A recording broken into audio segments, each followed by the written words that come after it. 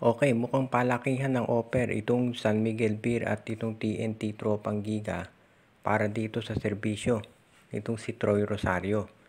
Ang latest report ngayon, bukod dito kay Vic Manuel, ito pang si Simon Enciso ang i-offer din ng San Miguel Beer.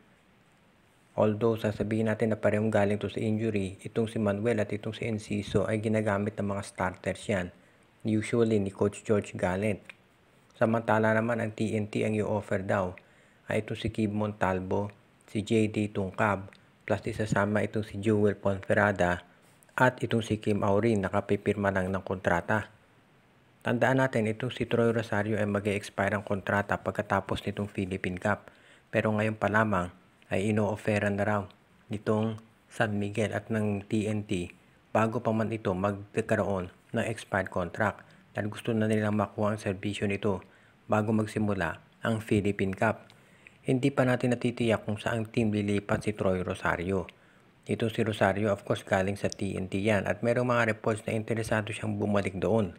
Pero ang sabi naman ng iba, ito ay gusto nang lumipat sa SMC. Sa bandang huli magiging desisyon yan ay nandito pa rin sa Blackwater dahil hanggang sa ngayon ay may kontrata pa itong si Troy Rosario.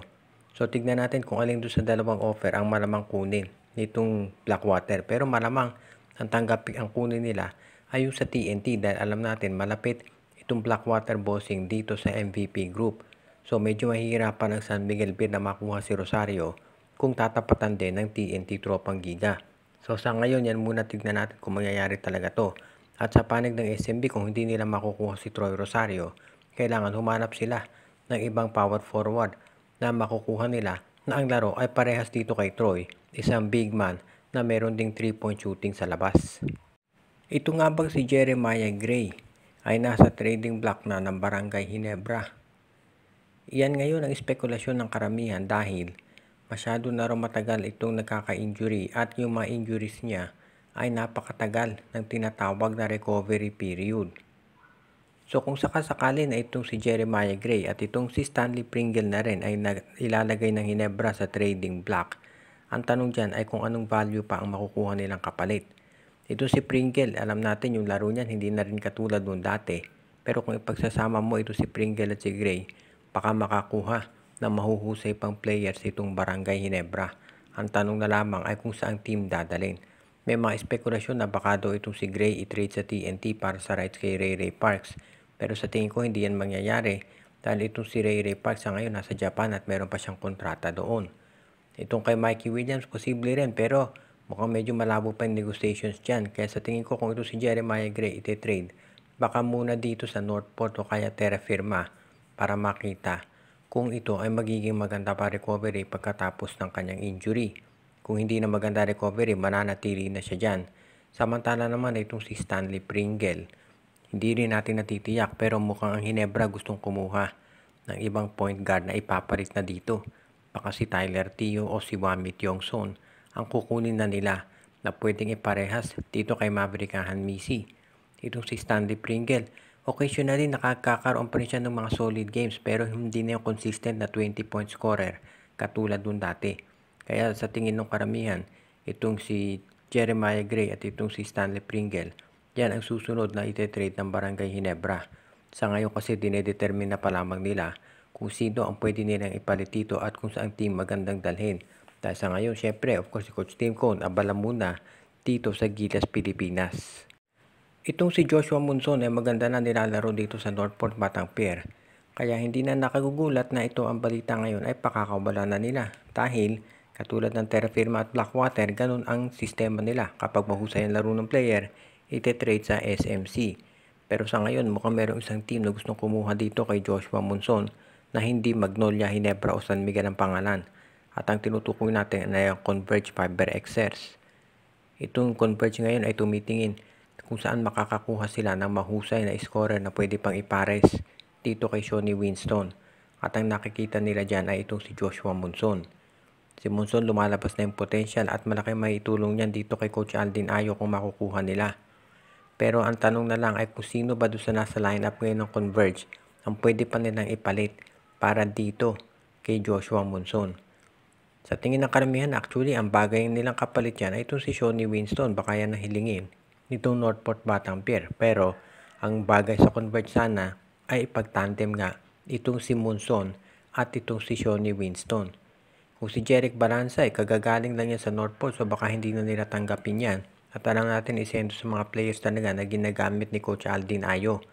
So kung kukunin nila itong si Monson, medyo mahihirapan silang kumanap ng pwedeng ipalit dito unless gumawa sila ng isang tinatawag na 3-team trade. Pagsama pa sila ng isang koponan kung saan nandoon yung player na gustong makuha nitong Northport Batangbir. Sa ngayon, yung potential nitong si Monson na ilabas na at masasabi natin na kung ito ay malilipat sa Converge, yung lineup ng Converge madadagdagan ng isang dependable wingman na scorer at hindi na mababurden masyado itong si Winston na siya nang i-score dyan. Plus kung meron kang Monson, makatutulong din niya kay Justin Arana pagdating sa poste dahil kapag na double team siya, meron siyang aasahan na isang outside shooter na titira. Mukhang sa ngayon itong si Coach Chito Victolero ay alam na yung mga lumalabas na reports na baka siya ay mapalitan bilang coach ng Magnolia. Medyo hati yung mga fans dito dahil ang sabi ng iba, kung tutuusin daw maganda ang performance ni Victolero dahil yung lineup naman niya ay hindi kasing solid nitong sa Barangay Ginebra at sa San Miguel Beer. Pero ang sabi naman ng iba, mas bagay daw kung itong Magnolia ay magkakaroon ng bagong coach para magkaroon ng tinatawag na fresh start. Dahil kung papalitan din daw yung ibang players katulad din na Calvin Abueva, mas mabuti na rin napalitan na yung buong sistema. Sa ngayon mukhang pinag-aaralan pa ng management.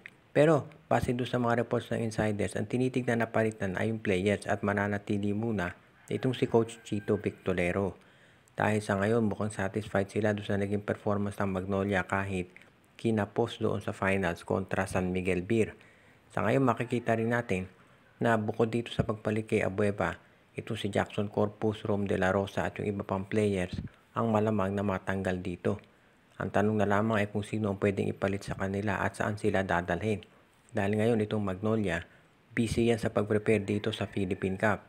Pwede rin nating masabi na ito si Coach Victolero na yung lineup niya kahit solid, at least sa on paper, hindi pa rin kasing lakas ditong San Miguel at itong Ginebra. Kaya yan siguro ang nagiging dahilan kung bakit medyo lenient ang management pagdating sa kanya. Hindi katulad dito sa San Miguel Beer na nagpapalit ka agad ng coach dahil malakas na talaga yung lineup. Pero asahan natin na bago mag-umpisa yung Philippine Cup, dadagdagan itong lineup nitong Magnolia para maging kasing level na rin itong San Miguel Beer at pati na nitong tinatawag na Barangay Ginebra. So sa ngayon, mukhang stay put muna itong si Coach Victolero dito sa Magnolia. Shout out kay John Raymark Iswela, John Mark Cantos, Romeo Conchada, kay Jonald Malyari, Michael D, Katsakino Dukusing, Junjun Angie Patpat at B-Boy Matas, Joseph Pineda, Joshua Giray, Espejo at Rosales Family, Jason Mendoza, Donel Santiago, JJ Sibum, Ireneo Salangsang, OG, Len Gio at Gia Santillana at Tagle Family, RG Bueno at Dalina Family, Judy, Edwina, Shaina, Carl Jaira, Jonah Villarosa, Rico Olarte, Ireneo Salangsang, Ronald Barbosidad, Jonel Alagon at Celino Valles Family, Luis Alon, Noel Corpus, pinabati din natin si Reden, Elena, Laila at Bon Lansang at ang iba pa nating taga-subaybay.